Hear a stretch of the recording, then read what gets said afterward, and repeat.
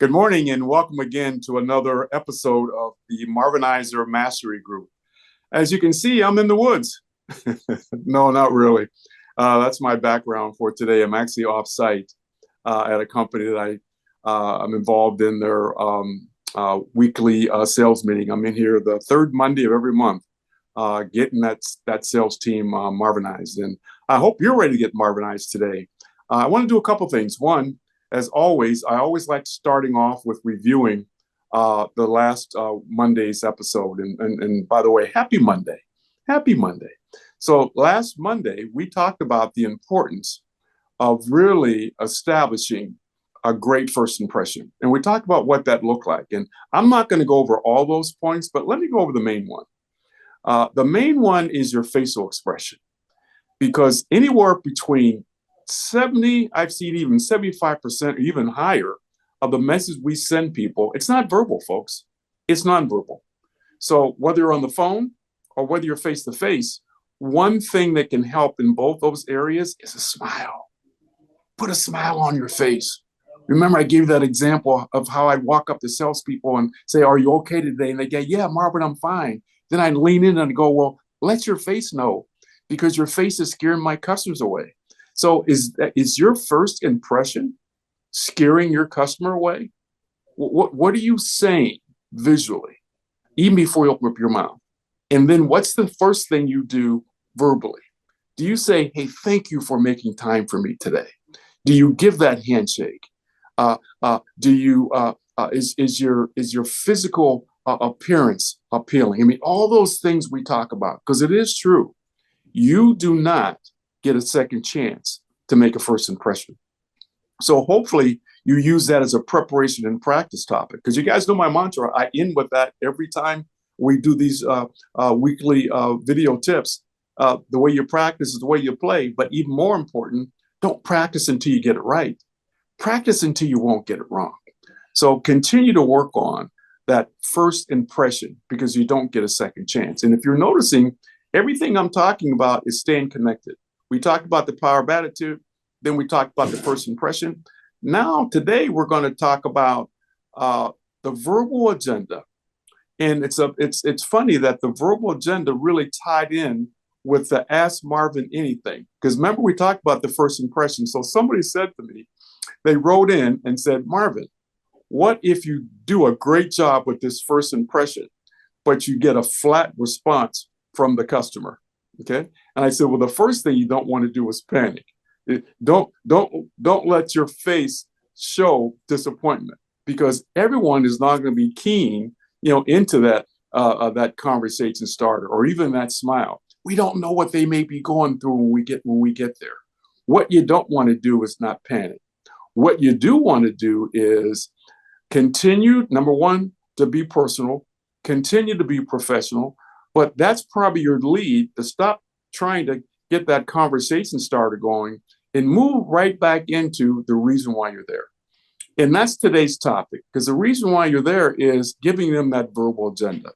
And the verbal agenda is something that somebody told me years ago. You tell them what you're going to tell them, then you tell them, then you tell them what you told them. That simply means this. Some companies I work with will either give a verbal agenda or a written agenda. Actually, the company I'm with here today has a card that they work from when they go into a customer opportunity, where they actually let the customer know the purpose of my visit. And that's the purpose of the agenda. You tell them what you're going to tell them. Okay. In other words, let me share with you what we're going to accomplish here today on this call. Let me share with you what I plan on accomplishing with this meeting. Let them know, either verbally or visually. Then what do? You move into what you just said. You said you're going to do what? Ask and listen, because we're going to be talking about that next week. So the verbal agenda sets the tone for what happens next. Why do you want to give that verbal agenda? Because they're scared. There's a lot of anxiety. They don't know what to expect. Matter of fact, what they do expect is for you to go into an information dump, a presentation. Sometimes we refer to it as show up and throw up. That's not why you're there. Actually, the verbal agenda forces you to move into what you're supposed to be doing next, which is that assessment. Remember, I'm not here to sell you anything. The purpose of my visit here today is to find out what your needs are and provide a what? Customized solution. Customized solution. But if you do the verbal agenda, that sets the stage for that. You tell them what you're going to tell them, then you tell them, and then you review that again. You tell them what you told them. So let me give you an example of a verbal agenda that I use. And here's what I want you to work on this upcoming week.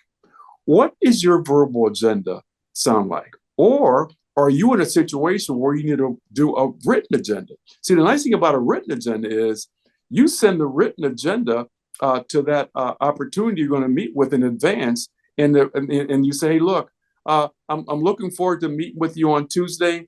I've attached a sample agenda of things that I like to cover while I'm with you. If you see anything else you'd like to add, please add that to me and send it back to me before Tuesday. What a great way to let them know that, oh my God, they're really concerned about me. This is not going to be a presentation. This is going to be a two-way conversation. So some of you should be using a written agenda where you send it off in advance. And then when you get to that meeting, you go write down those points that you have there. So what should be on your written agenda? And your written agenda should really start with questions, because that's what the verbal agenda is going to start with. And let me give you an example of a verbal agenda. And let me just use a fictitious name. Chris, hey, thanks for meeting with me today. Let me share with you what I like the next 15, 20 minutes to look like. Because again, this is not about me, it's really about you. So we're going to start off with really assessing, what some of your needs and concerns are. I want to find out why you're looking at putting together a training program for your company. Once we find that out and you give me that information, then I'll be able to provide you with a customized solution. And then if you're in agreement with what we talked about, I'm looking forward to what? Moving forward. And actually, you can end your verbal agenda with a trial close, because I'm letting you know that, number one, here's what we're going to do. We're going to ask and listen. Two, I want to find out what your concerns are. And then three, if I'm able to meet your concerns, I'm looking forward to getting this scheduled so we can start this training moving forward with you. Verbal agenda. Verbal agenda.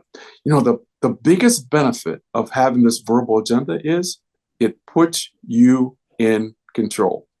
Because if you don't use a verbal agenda, you know what happens? There's a I call it a spot where if you don't make that transition into why you're there, because remember, you did the greeting, you did the rapport, you're off and running on a conversation starter. If you don't transition into that verbal agenda, they get tired of that conversation starter and go, yeah, well, the Guardians, we'll see what they do next year. But hey, could you tell me why you're here today? Could you tell me about your company? They're going to prompt you to go into what I refer to as a presentation. Control that transition. Control that segue. If you don't control the segue, then they will. And if they control it, they want you to tell them all about you and what you can do for them. So the verbal agenda put you in control. Practice it. Work on it. Because without that verbal agenda, you may actually move into a presentation, that information dump. And again, one of the things that I know that you're using right now, because you're listening to me, is you're using your spare thinking time. Spare thinking time, the definition is you can speak 3 to 5 times faster. You can listen 3 to 5 times faster than when I'm speaking. Control that spare thinking time. Because if you don't, that customer's drifting off. They're shutting down. They're zoning out. Let them know why you're here. This is not a sales call. This is me trying to find out what your needs and concerns are and provide a customized solution. That's my message today. Verbal agenda, either in writing or verbally, or sometimes the combination of both. And remember, what's the mantra that we always go on? Preparation and practice provides peak performance. The way you practice is the way you play. But even more important, don't practice until you get it right. Continue to practice until you won't get it wrong. Hey, let's make it a great week. Take care, everyone.